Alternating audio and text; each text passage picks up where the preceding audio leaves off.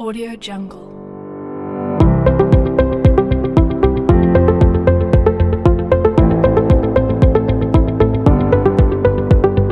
Audio Jungle.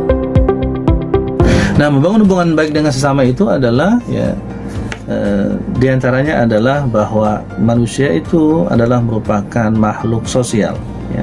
Makhluk yang dia tidak bisa berdiri sendiri, makhluk yang serba bergantung, ya. Dia bergantung kepada manusia, dia juga bergantung kepada alam, dia juga bergantung kepada Tuhan, gitu. Nah, sehingga karena manusia ini lemah, maka dia harus menjalin kerjasama yang baik dengan sesama manusia, ya. Dari sanalah kemudian tercipta peradaban, gitu kan. Dari sanalah kemudian tercipta berbagai macam sistem dan lain sebagainya dalam rangka untuk membangun kehidupan manusia. Nah, lalu kemudian agama mengatur bagaimana tata cara berhubungan dengan sesama, gitu ya.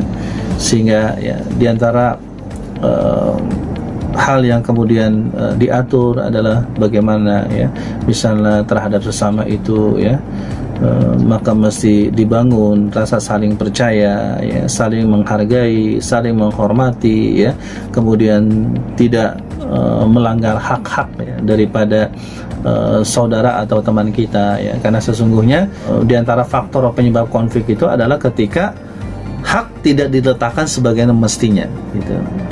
Sehingga diantara tugas manusia kepada manusia lain itu adalah yaitu menciptakan keadilan, keadilan. Keadilan itu berarti bahwa memberikan setiap orang sesuai dengan haknya, ya. Ketika orang misalnya sudah berusaha, sudah bekerja dengan sungguh-sungguh, hak dia mendapatkan imbalan. Ketika orang itu misalnya sudah melakukan yang memang dia lakukan, maka haknya adalah orang lain harus mengapresiasi hasil kerja atau hasil karya dia, gitu. Nah, itu jadi menciptakan keadilan dengan sesama, Di antara keadilan yang mesti diwujudkan itu adalah keadilan ketika misalnya dengan sesama berjanji harus ditepati. Ketika misalnya hutang harus dibayar, gitu. Ketika berkata maka tidak boleh menyakiti, Ketika bersikap maka bersikap yang baik. Ketika berperilakulah dalam rangka untuk tolong menolong, dalam rangka untuk bahu membahu, membangun kehidupan yang harmonis. Jadi hubungan kepada sesama, Makanya yang namanya misalnya sapa, salam, senyum itu sudah menjadi bagian daripada ajaran agama, Ketika ketemu harus ucapkan salam, Salam itu sesuai dengan misalnya agama masing-masing, Itu setiap agama yang punya kalimat-kalimat salam masing-masing, gitu. Itu kemudian ditebarkan, Lalu kemudian sapa, menyapa, menegur orang, gitu kan. Saling sapa, saling tegur, gitu kan. Indah sekali, gitu kan. Tentu dengan sapaan-sapaan yang baik, tentu dengan teguran-teguran yang baik, gitu. Lalu kemudian senyum, jangan lupa, ketika orang senyum itu sesungguhnya senyum itu adalah obat, dari berbagai macam problem yang dihadapi oleh manusia, gitu. Jadi setiap ketemu orang maka ajaran agama kita mengajarkan untuk kita harus siap untuk tersenyum, karena senyum itu adalah merupakan diantara pekerjaan untuk membahagiakan orang lain. Kalau senyum aja kita nggak bisa, bagaimana mungkin kita melakukan hal-hal yang besar, gitu, untuk membantu orang lain, untuk membuat orang lain nyaman, untuk membuat orang lain bahagia. Kalau senyum aja kita nggak bisa, gitu. Oleh karena itu maka bagi kita yang belum bisa tersenyum, tersenyumlah, belajar tersenyum, karena ini adalah merupakan satu hal yang mungkin nggak bisa dilakukan oleh manusia. Semua manusia bisa tersenyum. Ketika dia tersenyum, maka sesungguhnya dia sedang menularkan kebahagiaan kepada orang lain, gitu. Oleh karena itu, kalau kita sering tersenyum kepada orang lain, maka ini adalah merupakan sebuah sedekah, perbuatan baik, gitu. Ya, lalu kemudian saling tolong menolong, saling bahu membahu gitu. Nah, kemudian yang terakhir itu adalah yaitu orang yang punya pribadi yang religius spiritual itu adalah orang yang dia bisa membangun harmoni dengan alam, ya. Orang yang dia bisa berinteraksi dengan hewan, sayang kepada binatang, kemudian perhatian, peduli kepada tumbuh-tumbuhan gitu kan. Makanya saya sarankan kita di rumah sudah mulailah, bagi yang belum punya hewan peliharaan, ya, cobalah untuk memelihara hewan.